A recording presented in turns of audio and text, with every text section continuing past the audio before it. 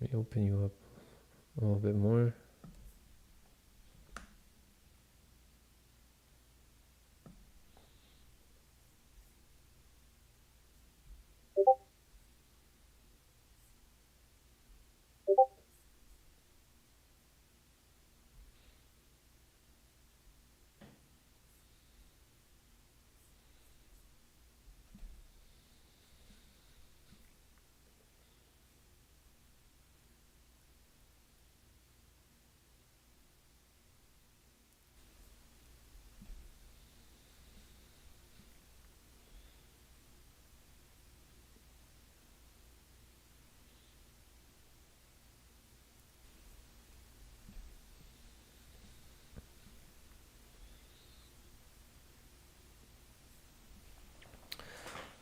All right, welcome everybody to Frank Analysis. I'm your host Franco. Happy World Press Freedom Day. Just want to, before we get started here, I just want to get the message out about free. All right, welcome everybody to Frank Analysis. I'm your host Franco. Happy feedback. World Press Freedom Day. Just want to get the message out about Julian Assange still suffering, still being tortured for releasing information that exposed U.S. war crimes. I'm gonna make a 30-second video just talking about it on this special day, World Press Freedom Day. But today, here on this show today, we're gonna have a conversation with Jude here. He's gonna introduce himself in a little bit, but basically we're gonna try to come to an understanding about why we believe in the things that we believe in. I've explained in past videos why I don't think that AOC and the squad members or the reforming the Democratic Party strategy is an effective strategy. Jude thinks otherwise. If you're not familiar with what my position is, I have other videos where I've explained my position. You can just go through my channel, you'll find some videos. But yeah, Jude, thank you for being here, because it's great to have these conversations as opposed to just staying isolated in our bubbles, talking smack about each other. Because at the end of the day, we want the same thing, right? We probably agree on almost 99% of policy issues that we want. We just don't agree on how to get there. So you can go ahead and introduce yourself to everybody, and why do you believe in AOC and the squad members and in the reforming the Democratic Party strategy? So, like you said, hi, my name's Jude. I've been following politics since roughly about 2012. Not that long, but it also seems like forever, especially with the way that the news cycle progresses and kind of ramps up year after year. Kind of got cut my teeth on TYT, as it were. I think I've heard you mention in the past that that's kind of like the gateway, baby's first political take drug, as it were, and then kind of branched out from there. Clearly, I mean, something of a Bernie supporter. So basically, going back to, I think a lot of my paying attention more to kind of lefty Twitter, as so to speak, goes back to kind of force the vote in that era. And I feel like there's been a decent amount of mischaracterization towards anybody that does come to the aid of the squad. Which, just for the record, I hate that name, because anytime you try to explain like a new concept or something to somebody that doesn't really follow politics, and you start talking about the squad, it sounds like you're talking about like cheerleaders or something.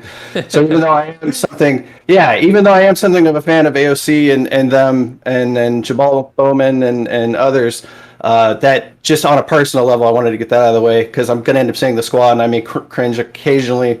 So going back to force the vote, essentially, it was one of those things that kind of hit me off the bat as like a good idea. Or, I mean, essentially trying to leverage power is never a bad thing, right? But then kind of the more I thought about it, which was really kind of in the first couple of weeks in the early goings, I had questions and tried to approach people on Twitter, which is usually where, good intentions go to die. I think we can all agree on that. and it felt like I was kind of getting shut down or dismissed right away. I as much as you might not like it, kind of the recent take that Noam Chomsky had when he was on the Vanguard podcast. I wouldn't phrase it in those harsher terms, but it did seem like why are we doing something that is like destined for failure? I have an outlook of such that it's not that you can't criticize politicians. By all means, it's one of the only ways that you're going to end up keeping them in line, or keeping, making your intentions known, and knowing and setting those expectations. But I feel like some of the left media that's covering this has kind of taken on a sort of like a CNNification with kind of the beats and the rhythm of how they've covered these different things in the news cycles. The reason that I kind of end up inadvertently, or I don't want to say inadvertently, but sometimes, albeit reluctantly, coming to the aid of certain, or what I believe is the stances of certain politicians, is purely because if you latch on to like a convenient Twitter 8-second soundbite, which, I mean, AOC has been kind of raked over the coals in that regard. One of the things I typically end up doing is I want to go back and I want to look at like the context of the full speech. I want to see what is said 5 minutes before that and 10 minutes afterwards. A lot of the more famous things that I'm going to say, you guys, just as like to kind of talk about an overall network, right? So like Jimmy Dore, the Convo Couch, Fred Hampton Leftist. I watch a lot of your guys' stuff, and like I said, there's that Venn diagram of like I want the same outcomes, but then I have this feeling of like we need to kind of stay on point more and have our lines of attack and our rhetoric be just razor sharp and flawless. Whereas if you're latching on to this 8-second thing and not taking the context of what something said, at that point you kind of become no better than a CNN. You might have feel this some kind of way about Orange Man bad, but I think anybody could realistically say that like the way that CNN covered him was propaganda, like kind of heavy into the realm of propaganda. And if we start to get to the point where we're taking chunks and not looking at the whole picture and giving something of a more honest look, right? Even if you say, okay, well, here's the whole scope of what was said, and now we're going to pick it apart, right? Now you're delivering a product that, at least in my eyes, is something that is beyond reproach in that regard. The last little thing for this that I would add is just, it's been used in movies and stories, and especially when talking about the plight of Black and brown people in our country over history. But there's this sort of I'm sure you've heard this in a movie or something at least once, is that we have to work twice as hard to get half as much. And I feel like if you have a take that is something that to the average normie, there's like, I would say there's the psychopaths. Like I don't know how much you pay attention to the news. I would assume a lot. I know I sit in front of as many sources as humanly possible to try to get as much of a view of everything that's going on as I can. But to the average normie that doesn't have the time or the insanity level to pour themselves into a lot of this, they just have these sort of quick snapshots. And if it's something that doesn't sound right to them, if I went to people at my work and I took the exact wording that Jimmy Dore did when it came to AOC, and I said something to the effect of like, would you agree with me that she's the most powerful politician in the country? They would laugh in my face and say there's no way, right? Now, if I take a lot more detail and start to break it down to them and maybe even come at it from the exact angle that you guys have, they might kind of open up to that a little bit more, but not when you off the jump are kind of hitting them with concepts that seem just ridiculous on their face. So that's kind of where I come from in a lot of these sort of like Twitter beefs, is just it's a search for wanting to see a more I don't want to say fair and balanced because that's kind of taking from like mainstream media's jargon, but something that's actually more of a balanced picture of their takes and their rhetoric. Does that make any sense? Okay, so when you talk about like the CNNification of like you're talking about the CNNification of independent media, what do you mean by that? Do you mean that there some of independent media is Well, focusing too much on demonizing AOC, like how CNN focused too much on demonizing Trump? yes, and I can give you a really good example. Okay, so I'm sure like everybody in the network, as it were. But if I go back to a recent Jimmy Dore video that he put out, where him and Justin Jackson were talking about the clip where AOC put out saying that Biden had exceeded expectations. All right, on its face, that soundbite doesn't sound good. Okay, and that was what a lot of people in the media, or at least in the sort of indie leftist circles, were passing around to say, "Oh my God, look at this! She's caping, she's sheepdogging, all these different takes on it." If you go back and you look at, I retweeted it. I mean, I can send you the link for it if you want.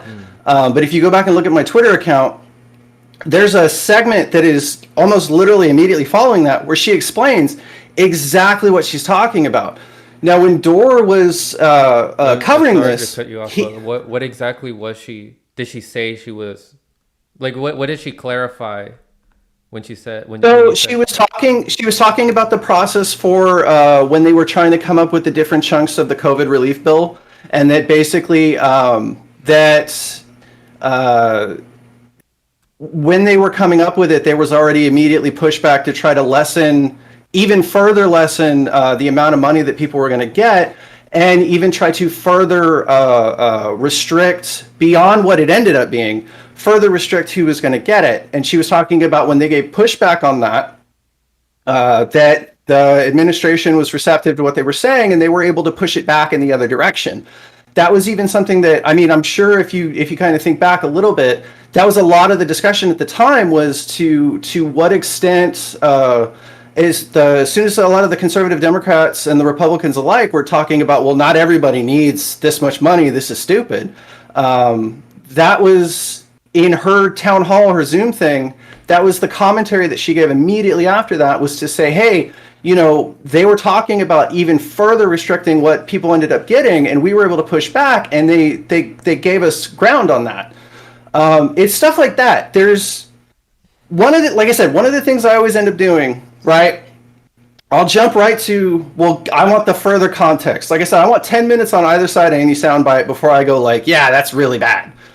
And that was kind of the thing that blew me away. I have a lot of respect for Jimmy Dore, believe it or not. Like, I go back, I had been watching TYT since like 2012, when in the 2016 cycle, when he got excited and said, when Bernie announced that he was taking his campaign all the way to Philadelphia to the convention, and he's like, we're going to Philadelphia. I did the same thing at home. Like, I loved him.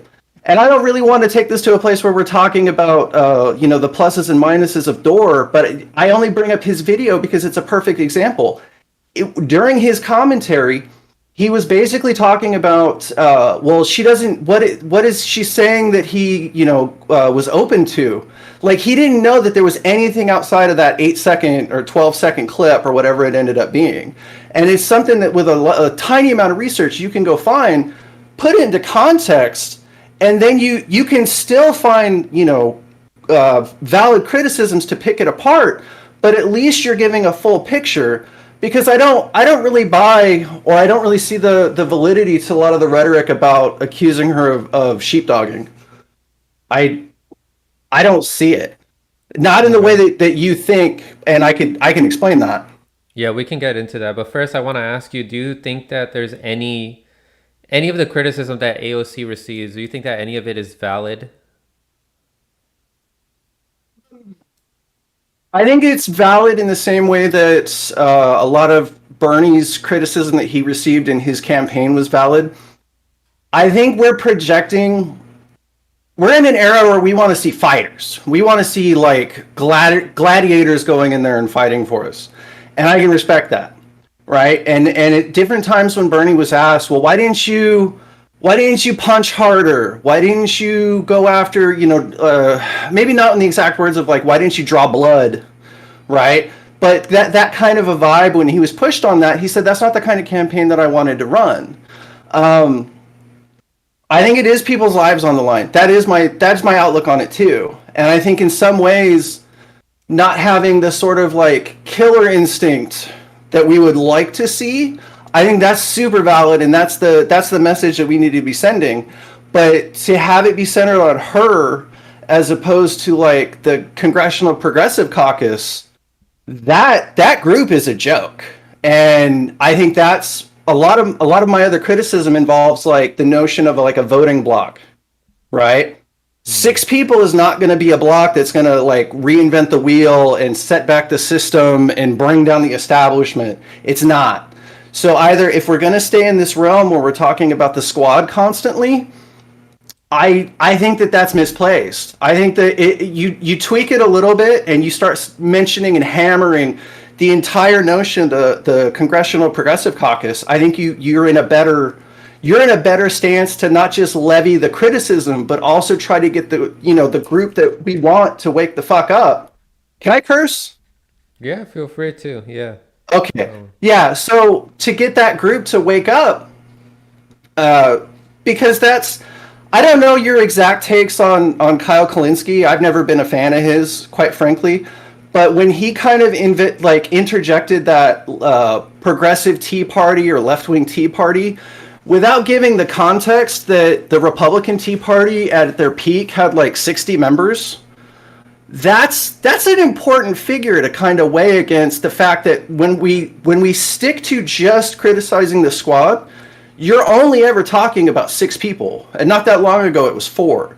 So we're going to tell 4 people that consistently are advocating for, poor communities, minority communities, things of that nature. And we're going to say, how come you're not getting the results and the effectiveness that 60, rich, white, capital-backed, that sort of interest that they're able to fight for? I think that's fine on its face, but then when you dive deeper and you look at the Tea Party themselves, were never really interested in leading. They were interested in obstructing.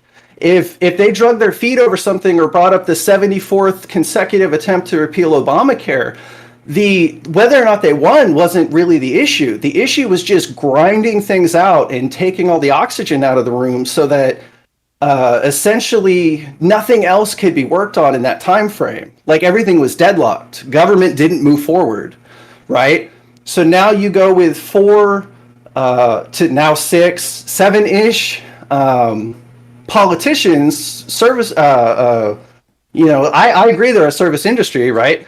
But when you talk about 6 or 7 people that they're advocating on the side of like poor communities, I think you're looking at a whole nother realm, because even if they drug out and they manage to stall to the degree that we know of as like how to do power plays in Washington and things of that nature that we want to see when we talk about fighting, I think they would get killed. And not just them, because like at the end of the day, if they're out in one term, it's whatever.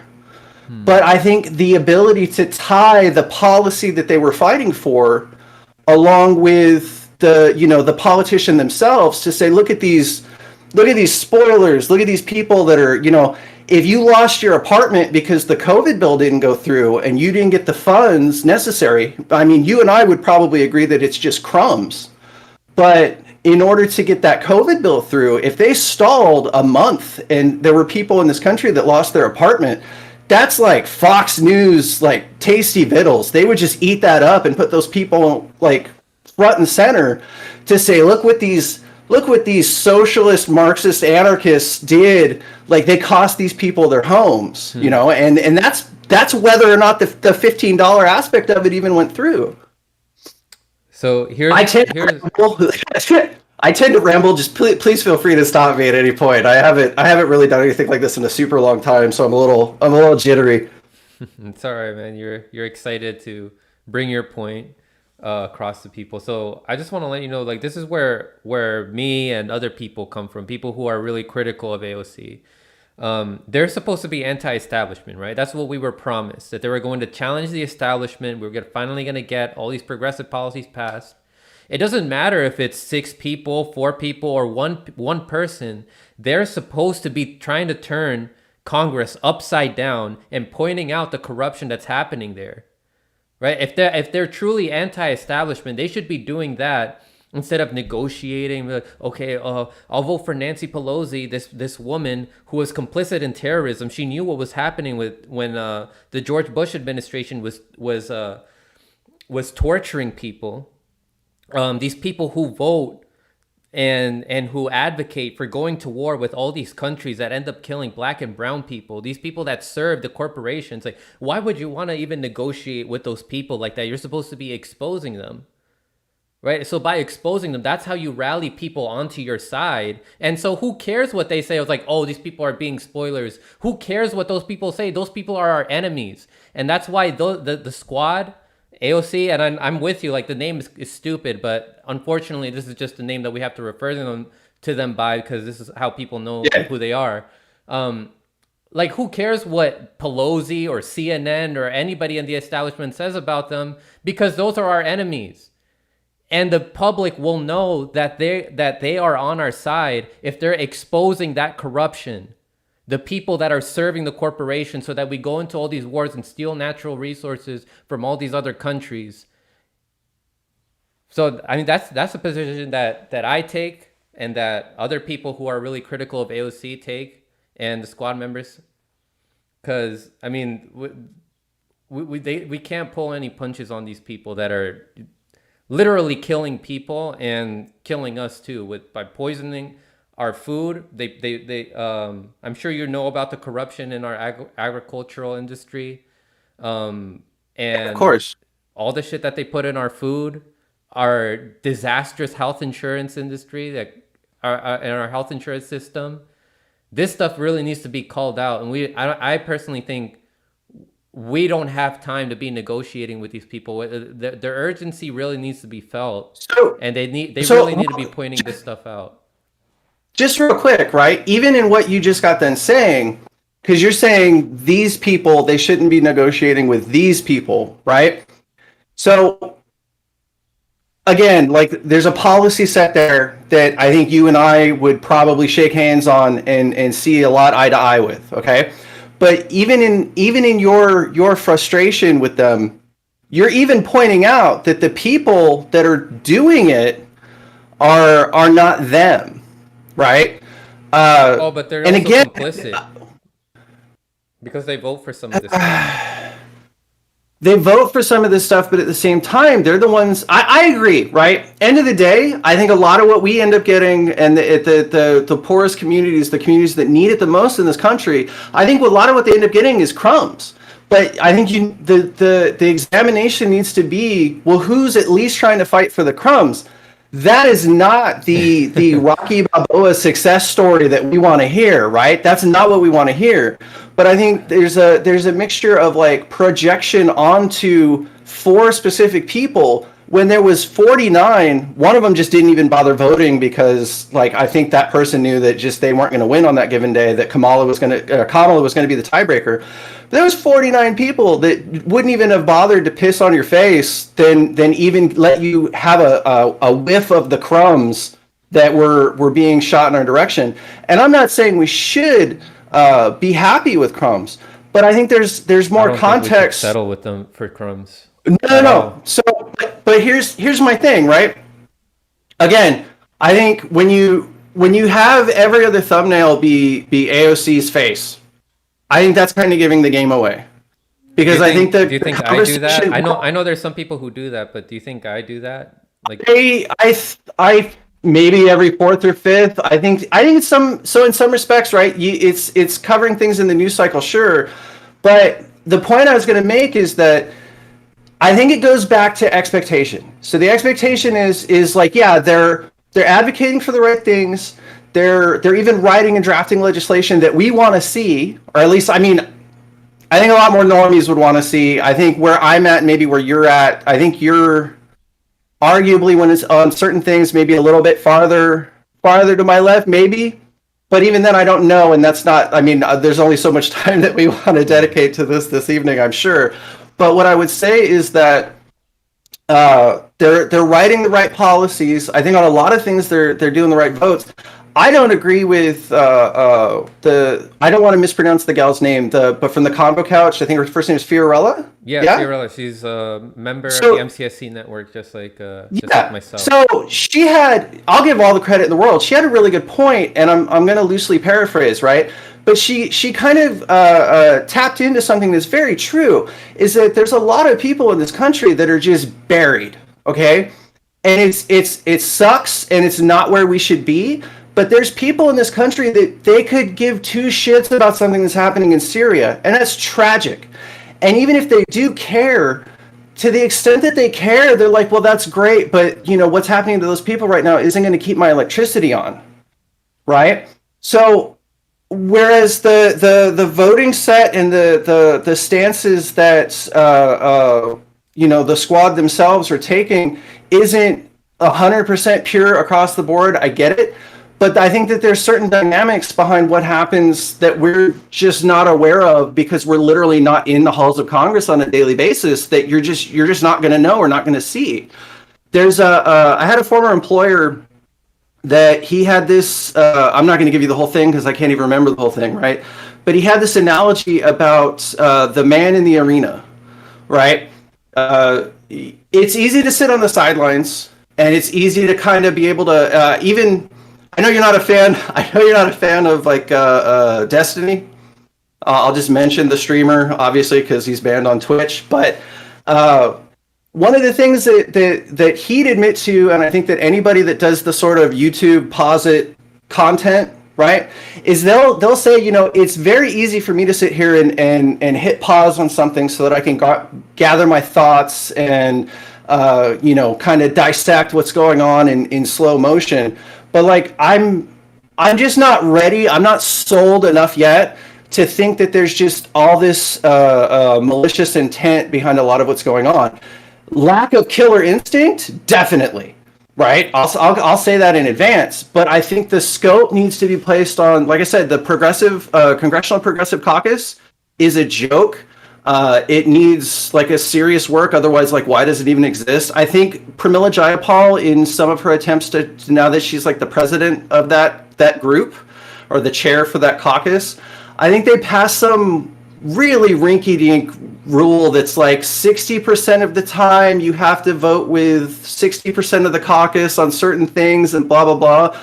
But like you and I both know, if it was Republicans, they'd have no issue stomping out any sort of social safety net, any sort of relief, any of that. So I think that's where the focus should be. And to sit there and say, well, AOC is complicit or Jamal Bowman is complicit. I think you need to know, I'm not saying you, I think anybody out there, further research like exactly the shenanigans about what happened with the Republican Tea Party in that era. Because there was almost 1,000 different demonstrations, feet on the ground in different counties doing protests and things of that nature. I want to see peaceful protests, obviously. I just want to put that little happy disclaimer out there just in case, heaven forbid my employer ever sees this video. But, if we're sitting there and we're saying, how come you haven't done X, Y, and Z and how come you haven't made those things happen? I think there's a lot that needs to be put back on us. Why aren't we out there to the extent that we should be, right? So you're saying why aren't we out there protesting to the extent we should be? More often, yeah. Yeah. So I agree with you there. Yeah, we should be out there protesting. If the comparison if the comparison is to be made, right, that they need to behave like the Tea Party, well then we should be making sure that they have the same tools and the same set and the same numbers involved that the Tea Party had. And then at that point, yeah, by all means, tear them to shreds. If you hand them that much ammunition and that much room to be able to pull off that much, and they're not doing it, oh, by all means, Jimmy Dore, I will bravo and applaud every tactic he wants to take on any video he makes moving forward. but we're not there yet. And especially if you just stick to the squad. If all of the critique and all, like, because 6 people doesn't even make any difference right now in Congress or in the House, not 6. It could. And AOC herself said that one person could even make a difference. Yeah, okay. So the comments that you make about a job prior to entering that job versus the realities that you see once you're in, I think that's a little bit of slack can be given on rhetoric, like pre day one versus post day one. So that's for starters. But I'm still, correct me if I'm wrong, but I think it's still a 10 to 12 seats. That was the whole force the vote thing. That was why Jimmy kept showing like 10 or 12 different faces on the screen at any given time, was to say this is what we need to have happen, is these 10. So to sit there and say 6 for the squad continuously, the squad, that's not even enough by itself, right? And six, if I can list the names of all of the people that are standing up for what I believe in the span of 10 seconds, CNN can rip them to shreds and any policy that they want with it. Right, but that's the thing. Like, we're exposing CNN. Who cares what CNN says? They're serving the people that are oppressing us. And you brought up a great point about how we should be also out there more. Like, there should be more people out there protesting. A lot of us are trying to get people to do that, but you know why there's a big reason is for why there's not a lot of people out there? It's because they put a lot of trust into the system and thinking that there's people in Congress like AOC and the squad members that are actually that they think that they're fighting for us, but they're not. So that's why you see people putting AOC on their thumbnails and making videos about AOC, because there's a lot of people that are misguided thinking that AOC and the squad members are serving them, even though, what did we find out recently? AOC is funneling money to these corporate Democrats that we're supposed to be fighting against. So if she's giving money to corporate Democrats, she's giving money to people who are serving corporations, the people that we're supposed to be fighting against. So in the end, who is she serving if she's giving this money to those people? So I do have something about that, because I would have been an idiot to walk into a conversation about this and not have looked into that. I would want to say 2 really quick points about what we were just getting done talking about, is that the trick isn't to reach out to the people on Twitter or the people that are plugged in 24/7 into politics news. You want the normies. And unfortunately, the normies are watching CNN. That's the reality of it. That's something that needs to get broken. Support independent media 100%. I'm on board. But you have to look at the realities of what's in front of you. And I think that that's a factor. And anytime, so if we're in agreement that CNN is propaganda, and that if you want to say that, I know that Nick from the Fred Hampton leftist loves to point out that America is the most propagandized country in the world. He's not the first to say that, though. But I'm so. but he gets credit for a lot of things that other people have been saying for a long time. Okay. That's fair, right? Not the first to say it, but I still want to make the point is that if we're in agreement on all of those things, and if we're going to say those are definitely facts, right? Well, then how did America get that way? It's because of a lack of the fairness doctrine. It's a lack of accountability in media in that regard. And we have to acknowledge the fact that there's still a lot of people that are plugged into that same media source that don't even know that your channel exists. Okay? So that's one. The only other thing that I was going to say before we moved on, right, is I still, if for the 6 people that we're talking about, right, if we're going to keep it on those 6, but those 6, their numbers specifically aren't even enough to make the dent by themselves, and they're the only ones that are at least trying to fight in the arena to the extent that they are. And like I said, if you go back to fuller context of quotes beyond the shit that gets passed around on Twitter, I think you would see that, like, yeah, it's not great. It's not game changing, but like, for lack of them, some of these things that at least offered some relief to people wouldn't have happened in the first place, or there wouldn't have been anybody to push back against it. All right. That's kind of my takeaway on that. Okay. So the normies, so I just want to say the normies that are still watching CNN and MSNBC, they can be reached. They can be reached by us expanding more and getting to more independent people who watch independent news. Those people share more videos. It becomes a domino effect. Those people have family members and friends who are normies. And then they can be like, hey, no, that's wrong. I learned from this channel, blah, blah, blah. That's exposing, this shit that CNN and all these people are talking about. Look, be aware of like what CNN and MSNBC and Fox News all do.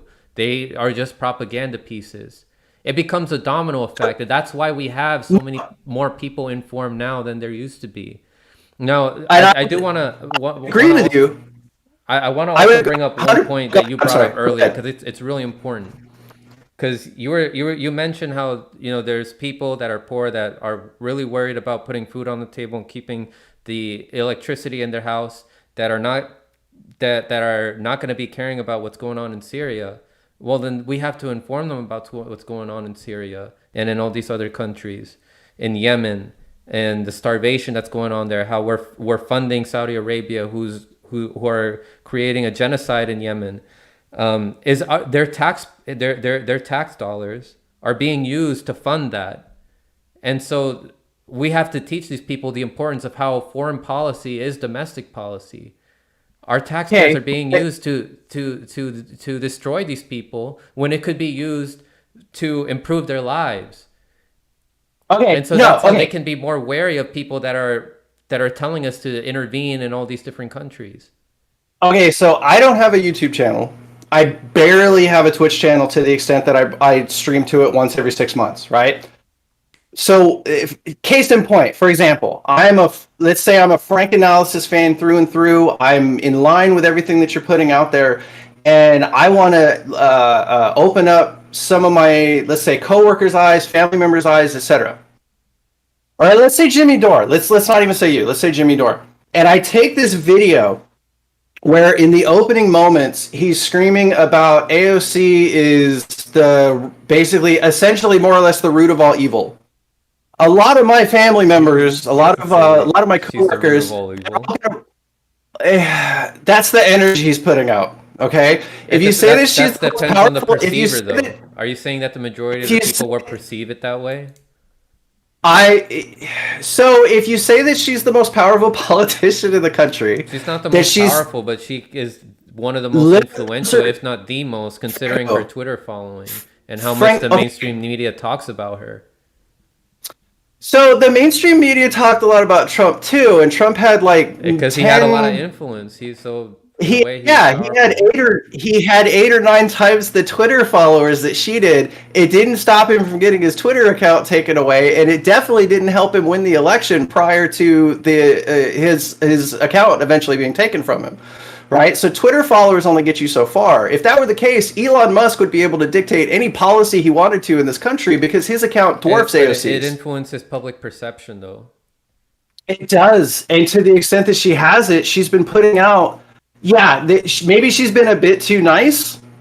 Maybe. That's a fair argument to make. But at the same time, at every time that she's ever made any kind of these comments, if you wait, like I said, a little bit on either side, the comment gets made to say, hey, we have our disagreements. This doesn't go far enough. In that same video where she gave him he's exceeding expectations, which I think if you're her and you go from dealing with a Trump to a Biden, at least on face value, right? I think it might be a fair thing to say. But if you in that same video, she says, look, the next step is the not the stimulus bill, the infrastructure bill. She says he's wanting to go too low. That's unacceptable. He's wanting to go too low. It's unacceptable, and that's going to be the next big test. And we're going to have to see what that brings and what those arguments are going to be to see whether this was a one-off and he doesn't mean anything past that, or what comes up next. Now, when all that's covered is he's doing great, which is not what she said, right? When that's all that's covered, well, then that's the only perception that gets taken away. Whereas you're wanting her to push back, you're wanting the squad to push back. I hate Pramila Jayapal saying that he deserves an A+. That was it an A? I don't remember. Either way, that was a ridiculous statement. Yeah, okay. That was a ridiculous statement. I agree with you, right? But to the extent that Bernie and AOC have been, you have to work with people. We're not in power. We what you and I would consider anything close to left. We're not in power. So whereas it would be refreshing to see somebody go in and kick in the doors with a flamethrower, just the flamingest rhetoric imaginable, and scorch everybody, and to that regard, we've all seen what happened to Marjorie Taylor Greene. Like, she's just sitting off to the side at this point, probably coloring in a coloring book for all the, she can give up or down votes on shit, but that's the extent of it, right? So I don't want the only people that are even platforming. If it's nothing more than platforming, I think there's still value in it. But I don't want the only people that are there platforming for the things that I want to see happen reduced to the same status as Marjorie Taylor Greene. That's kind of my outlook on it. You have a lot of really super valid points, and all of them are true, but there's a lot of fronts that we have to face as left-leaning people or leftist people, that I think you need to take your opportunities where you get them, as opposed to just go, nope, you haven't delivered in 2 years and you're trying to play ball. We don't want you to play ball.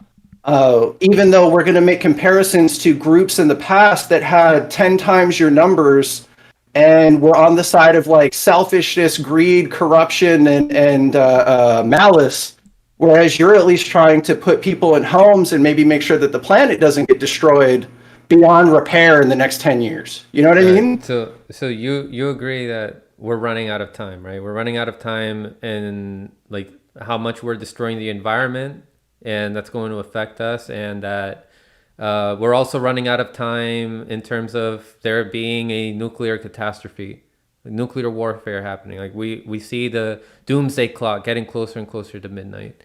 So do you think that this strategy of negotiating with these people that we're supposed to be fighting against, you think that it's more productive to be working with them than it is to expose them and to give people more energy to be fighting against them, since they know that these are the people that are stopping progress from happening? I feel like something more like a temper tantrum is the fastest way to ensure we're not even a voice in the room anymore. At least when it comes to representatives. We don't have to yell about it, but we can just be like, hey, look at, AOC or any other politician in there that's actually anti-establishment can be like, look, work with some journalists from independent media, like be it the Gray Zone or Minpress News, and be like, this is what's been going on inside the rooms when I go in there. They're really not interested in actually helping people. They're more interested in satisfying their donors. And then, helping them out with exposing financial corruption that's going on there, getting people angry and informed about people like Nancy Pelosi, who receive information before other people, and then she has an advantage with stocks. I mean, they can be a really big, formidable force, people who are in Congress, but it's not happening. It's funny. And because it's not happening, that's why we see people like Jimmy Dore and the Convo Couch, Nico House, myself, who make videos exposing these people that made us believe that they were anti-establishment, when they're really more so towing the line more, because they think that they can change things when, like 10, 20 years down the line. We don't have enough time for that. And so that's why we expose these people, so that people can be informed and think, okay, things aren't getting done fast enough in Congress. So it's up to us to take action on the ground. That's why we do these videos, like exposing AOC, exposing other people, so that we can inform as many people about what's going on, so that we can take more public action. So I agree with you to the extent that things need to be pointed out.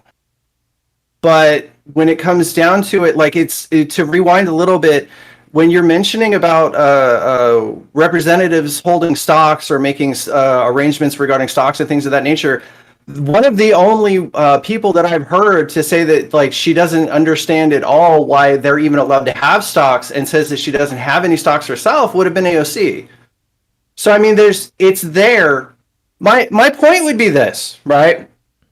I'm not even going to sit here and say that, like, I seriously, there's a meme in a certain Twitch streamer's community where he holds up a sword and goes like, with this sword I will defend the queens. I'm not going to go that route, even for a joke, right? Because I mean, this is supposed to be something more of a serious conversation. But I'm not even saying that she's beyond primarying or even replacing. But if you think that a 1-for-1 swap out is what's going to be the thing, the trick It to won't be. finally turning the tide, it damn sure won't be. Like, So it needs to be like a 10-to-1. so here's the point that I was trying to make is that the purpose isn't to just replace Nancy Pelosi. It's to so that more normies can understand that Nancy Pelosi isn't out there to help them, and that there's a better solution out there than to just, doing your public duty and voting. And it's that we need to take public action and implement pressure. Can I ask an honest question? Can I Sure. ask an honest, other than maybe like the upper 10 or 20% of the income earners in this country, and out of that portion that actually vote Democratic, do you think that there's really that many people in this country that think that Nancy Pelosi is actually out to help them? There aren't, but the thing is, a lot of people just don't care and they don't know, like that, like how deep this corruption goes, and how much like these people also get paid by lobbyists who lobbyists that work that promote that are working with foreign countries. Like, for example, Taiwan has its lobby that pays Nancy Pelosi so that she can repeat Taiwan talking points about why China is so dangerous. Like this stuff I'm really deep. I'm an old school supporter of Wolfpack going back in the day, and to the extent that I donated to it at all, I don't regret any dollar that I spent on that. Trust me, the corrupting influence of money in politics, I get that thoroughly. But like I said, I think so here's what I would do moving forward, right? If it was me on my hypothetical YouTube channel or my non-existent Twitch channel, right? There's a lot of verbiage about fight where they're not fighting for us. Now, let's step away from devil's advocate for a second. Let's just say you're going to play benefit of the doubt just for a moment, just for the sake of conversation. If you were doing the things that they're doing, and you're like, well, fuck, I am. What do you mean? We did a bill. We did the thing. We did the stuff. I really think like the definition of fight and what is supposed to be intended by that, not just for their sake, right, but for the public at large, to be very specific about what that means, so that the normies can lock on to that a little bit better, to understand that withholding a vote. And yeah, there's a possibility that like rent relief might not get there. And maybe that's something that people can kind of just come to a decision on their own and reconcile to see whether or not that juice is worth the squeeze to them. But if they have a chance to hold out for the $15 minimum wage, but it means that like, hey, there's a chance that this relief I need from this COVID bill to keep my apartment doesn't come. That's what I'm saying. Like, when you have 4 or 6 people and all of this, all eyes are on them, when we're not even protesting in the manner that the Tea Party was getting out of people freely for far more sinister ends, I think there's a lot there that needs to be reexamined. So that's why I was saying people aren't out there protesting because they think that these people are doing their job in serving us when they're not. They're out here negotiating with other people because they want to maintain political expediency. So if they're putting political expediency ahead of, being a true anti-establishment person, then that makes you a sellout. If I agreed with you, let's go. You know what? I'm gonna shake hands with you, and I'm gonna agree with you on that point, right? It only ends in folly. So if I told you we were, like, I don't mean to overly simplify this, but like if I told you we were going to go out for pizza at the end of the day, but only after we ran all these errands, and you helped me out with all these errands, and at the end, Pizza Hut, straight to, or whatever local non-chain mom and pop pizza, because, support local, better. Right? But at the end of the day, if I don't end up taking you to that pizza place, you're going to be upset. you're going to feel used. Now that you might be thinking right now that that's where you're at now, but I'm saying the normies are going to get there one way or the other by like 2022. And I think the only people that are putting the expectation of the pizza party down the road is Bernie, AOC, Rashida Tlaib. I don't want to say anything positive about Pramil Jayapal because I'm still a little salty about that A rating for Biden. Me too. But those are the folks. Those are the folks that are at least saying, "Hey, we got some baby steps accomplished. We need a lot more. Anything short of a lot more is unacceptable." Those messages are there. Like I said, you just got to go to either 10 minutes either side of the clip. Go find the like her that Zoom thing with Biden. That's still on her website, or not on her website, but her representative YouTube channel. That's what I'm asking for, to the extent that I'm asking for anything, and maybe not to you, but to anybody else that's watching this video, because I feel like if we're laser accurate with the criticism, okay, it's not that you can't criticize. We're in America. The only thing that's free is criticism at this point, right? The only thing that, by God, that we can do, whether it's on the street corner or wherever, there might be some influences that tell you certain words you can't say, and that's a different conversation. But the only thing that we have left is just toss the criticisms out there. But if they're not, Some of it is like I said, censored now, though.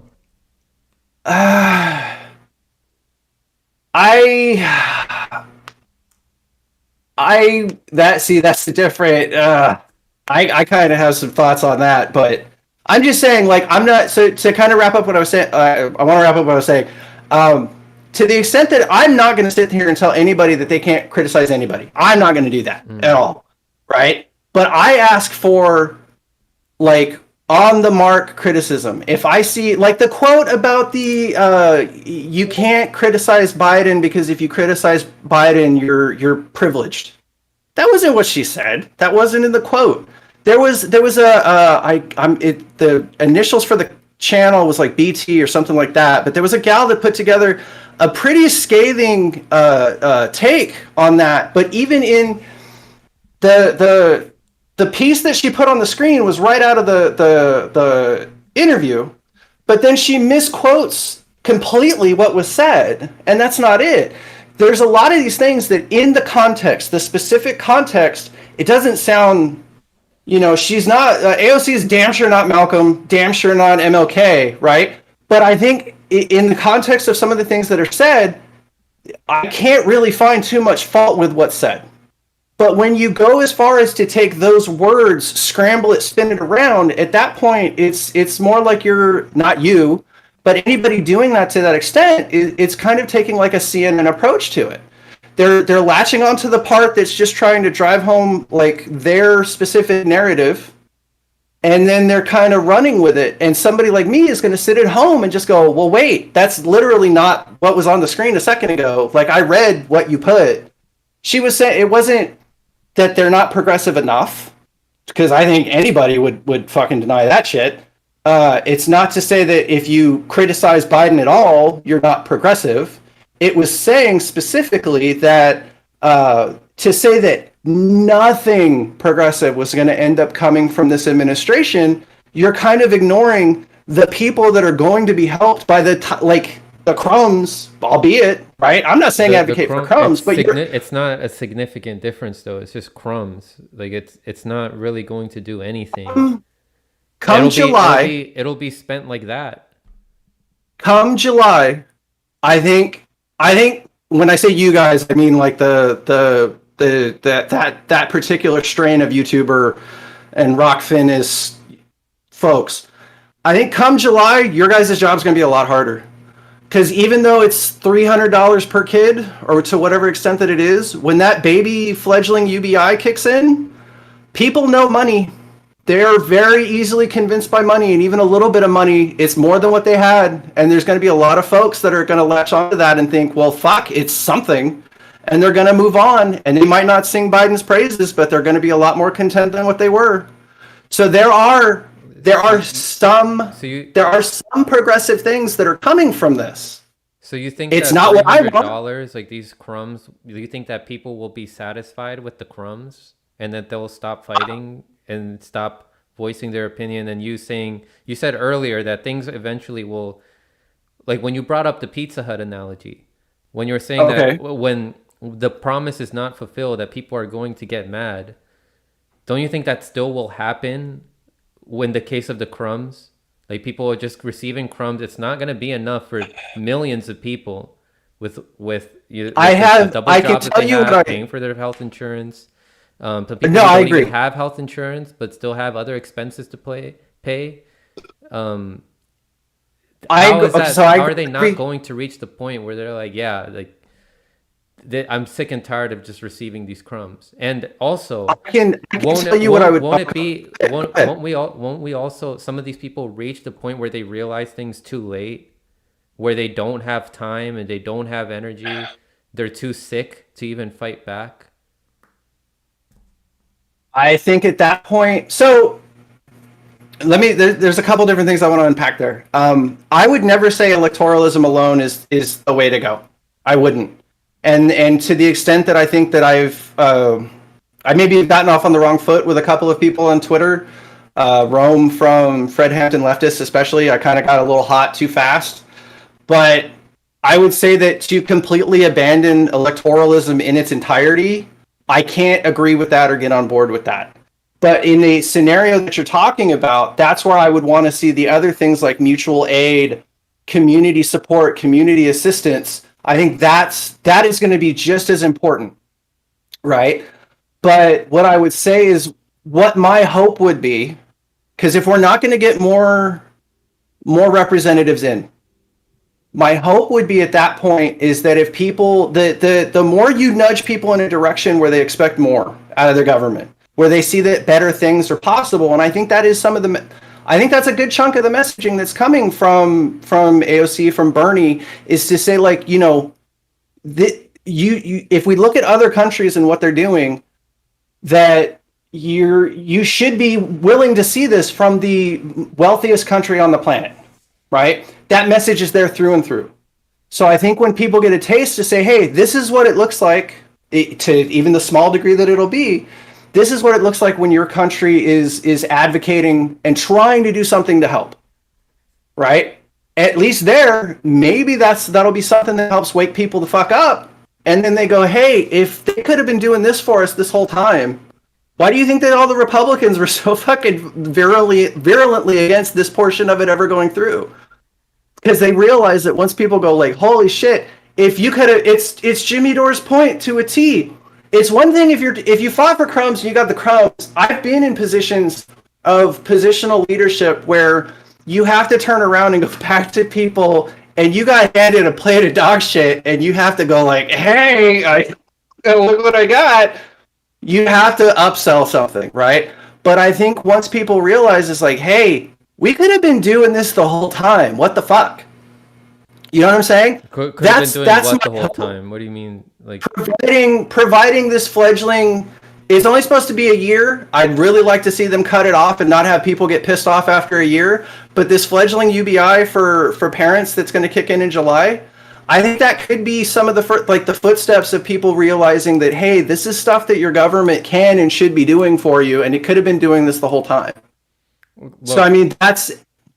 Go ahead. I'm sorry. while these policies that give us crumbs are being implemented, at the same time, policies are being implemented that make corporations more powerful. Our elections are privately owned. There's more power to these corporations to fund these politicians that are going to serve them. These corporations are going to be more powerful to push politicians to implement policies, or make decisions for us to expand imperialism even further. So my question to you, and this is going to be my final question before Okay. we close off, is But what is if I don't get well, real super quick, if I don't get the chance to, I just want to say, like, I'd like to at least thank you for entertaining me to this degree. oh yeah, yeah, then I have a lot of respect for this, and the fact that, like, I think, if nothing else, I think this goes a long way to a lot of the sort of grifter labeling that's been put on a lot of you folks isn't necessarily fair, or isn't fair. I think that there's a lot of passion and a lot of frustration where this is coming from. But I mean, I think Yeah. there's more minds that have to get together on this. You know what I mean? Yeah, instead of But just anyway, talking go smack ahead with your and staying in your bubble. Yeah, there's actually two yeah. more questions I want to ask. And one of them has to do with just like, it's just like what did you take out of this conversation? But first, what is AOC and Bernie and all these other progressive politicians, what are they doing to fight imperialism? I think right now, I don't think they're in a strong enough foothold to be able to go to the extent that we would like. I think that it's easy to use some of the only messaging to the public that they have access to cut, YouTube and Twitter videos and try to utilize social media to point out that these events and these things are happening abroad. But a lot of my outlook is increase the size of the voting block, like actually increase it. And if it means swapping them all out, swap them all out. But as long as you have 6 people, 7 if you count Bernie, I think you're never going to have them be in positions of power so that they can reverse this. I mean, and that's again, you switch this conversation to the relevancy or the effectiveness of the Congressional Progressive Caucus. Different conversation. Me and you are just taking long steaming doo-doos all day, every day, right? But I think when you narrow it down to 2 people and tell those 2 people, why haven't you fixed it yet, or why aren't you doing more? I feel like in some respects they're probably looking at it like this is all that they can do. Okay. Which is why, if they're not doing enough, if, our problems aren't being fixed fast enough, because like you say, there's only 2 people, but I mean, I think that those 2 people can do more. But if we see that enough isn't being done at the end of the day, that's why I think it's important to let people know that these people that are supposed to be the best that we have aren't doing enough. And that's why now that with this information that, people like me and other content creators are giving you about these people, then that should motivate these people to take action, other than to just vote. So my final question is, what did you learn from, my position? Like, are you coming out of this conversation, learning anything new? I feel like I've been plugged in for long enough that I would probably understand and already agree with a lot of what you've said. I feel like the importance on foreign intervention and things of that nature. I see eye to eye with you on that, right? But I think, like I said, a lot of what I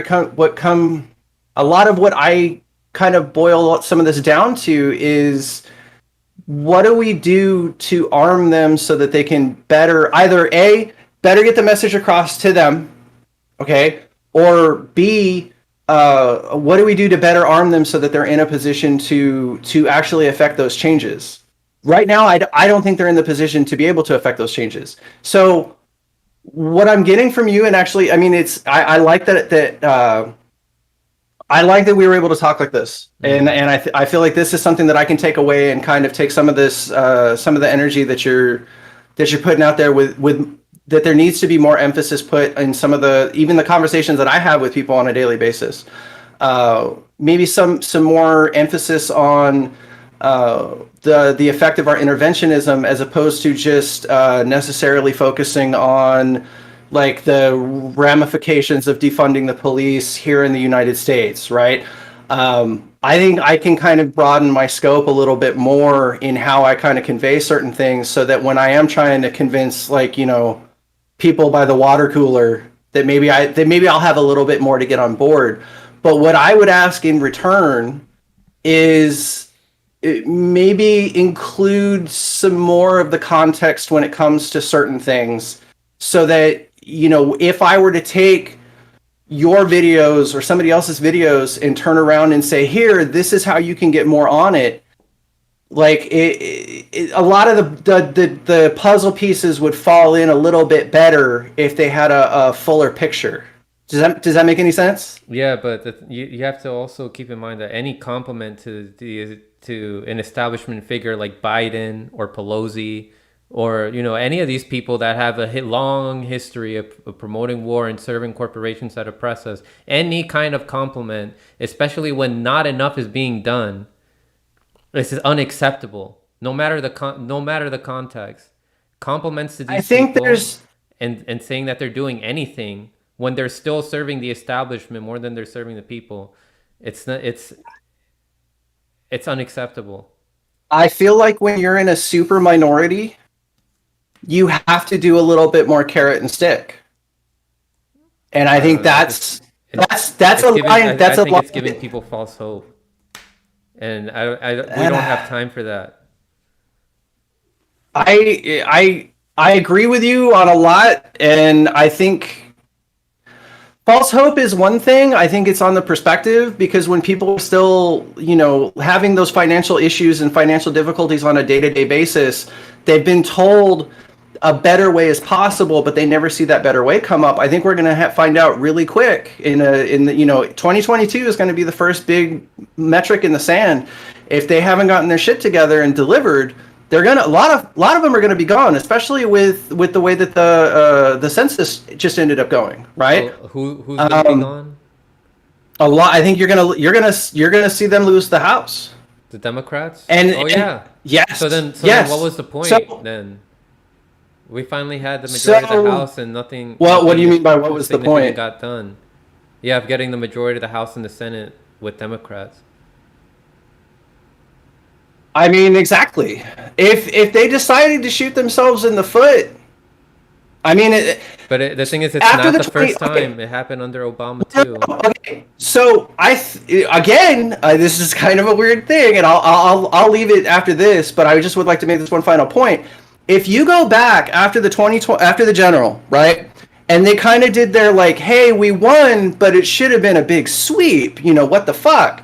There was one voice that was actually sticking up for progressive values immediately following the election, and is to say that the popularity of progressive policy was not the reason that we lost, and that was AOC. She even went as far as to dig through people's, a lot of the conservative, like centrist, the purple state Democrats. She dug through what they were putting out as campaign-wise to say, look, you guys didn't touch on any kind of health care. You didn't do anything. You just said Orange Man bad, and you got your ass handed to you, or you barely squeaked out a victory. Like, don't sit there and that was James Clyburn saying, like, enough with the woke shit, enough with the defund the police.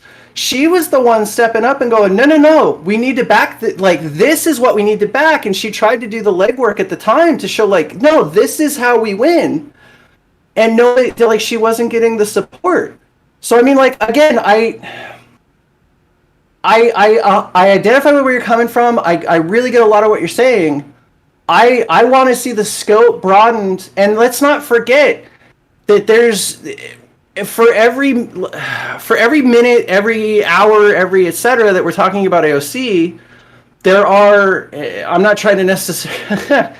Right. There's So Ted Cruz's. I can agree with you on how there are some people that are spending too much focus on the AOC when they could be covering other things, and not just also talking about low hanging fruits like Ted Cruz and the Republicans. Like, we know that they're freaking corrupt and they're not serving us, and that they're a bunch of like idiots like the Republicans. I think we can. More focus should be put on. We can chew gum and walk at the same time, Yeah, but I was gonna say, I mean, we can bring it up like if it's relevant to the story, but I think that some people who are spending too much time talking about AOC should also cover other issues like the Great Reset, other issues like discuss more about censorship, discuss more about our foreign policy, discuss more about our election integrity system, discuss more about which corporations are funding which organizations that we think are progressive when they're really not. Like this, like we see like the Sierra Club and the Sunrise Movement and 350.org getting funded by the people they're supposed to be fighting against, and it's not getting discussed enough. The Great Reset is not getting discussed enough. So I would, and the criticisms that these people have for AOC, like it's relevant for these issues. So I agree with you there that there are some people that are focusing too much on AOC, that it's become like a low hanging fruit for some of these people. And for some people that know about AOC and some of these other progressive politicians, that a lot of these other issues that not enough people know about aren't getting discussed enough. Yeah. Yeah. Yeah. Hey man, Jude, thank you for coming on. I know there's plenty of people who I've reached out to before, people who have, much bigger platforms than me, who have replied to me on Twitter, but they don't want to come on my show to come to an understanding. But so I think it's brave of you to come on, because you're not like a regular streamer or anything. No. You said you stream like once in a while, but it's not like a consistent content creator. So hey, props to you for coming on, because I think you like stepped up. You stepped in when there was someone who was going to come on, but then he like came up with an excuse of why he doesn't want to come on. Yeah, I'm I don't want to say this is fun per se, but I mean it's I thought it was fun. How we kind of it's how we get to a better understanding and maybe kind of work past some of the bullshit, and you know what I mean? Yeah. Because I mean, if nothing else, from a consumer standpoint, I really feel like there's definitely a way to reach people like me, 100%, right? And to the extent that like we're right there and we want to jump in with both feet, but when you hit certain things, it's just kind of hard to kind of go. Anyway, yeah. But it is what it is. I don't like. I haven't been able to see your screen the whole time. I would just. Can I just plug my Twitter account? Yeah, I was just about to ask you, where can people find you? So on my Twitter account, I finally did one of those like silly Linktree things that has everything else on it, but it's Jude WTH. It was Jude what the hell. So it's at JUDEWTH on Twitter, and then from there it kind of branches out to everything else. I kind of secured the same name for everything across the board. Hop on if you want to talk about something that I've said here, or debate whatever, or you can call me anything you want, just don't call me late for dinner, Yeah, and guys, we have disagreements. Like, there's going to be some of you guys that have disagreements with Jude here, so just stick to facts. Try to be objective. Don't say anything petty and like insult this guy. Just stick with facts. You can inform people or share your disagreements without giving throwing insults out there. I have pretty thick skin. When you were born with this magnificent melon, you definitely learned how to roll with the punches. So okay. Yeah, I would say bring it on. But okay. Yeah, I like I said, I believe in defund the police. I'm worried about climate change. I have a Colin Kaepernick tattoo. Like there's a lot of stuff that would probably, if you looked at like where I'm coming from on a lot of things, you would probably scratch your head if I'm sitting here and saying like, hey guys, we should give AOC a chance. There's a lot of stuff that I believe in and that I want to see us get to. But like I said, if I just brought it back one last time, I think because we don't have the money and the backing and the audience and the sort of capital backed push that like mainstream media would give us, I really feel like our criticisms have to be laser gnat's ass perfect, and that way that's how we get the widest dissemination on our message. That's how we get people's attention and present them with something that they absolutely can't deny. Like I feel like that's what I would like to see, and that's kind of like how I feel like that's how we end up making the sort of headway that I would like to have happen. So anyway, but yeah, hey, thanks for having me on. Thanks for coming on, Jude, and to everybody else, stay informed.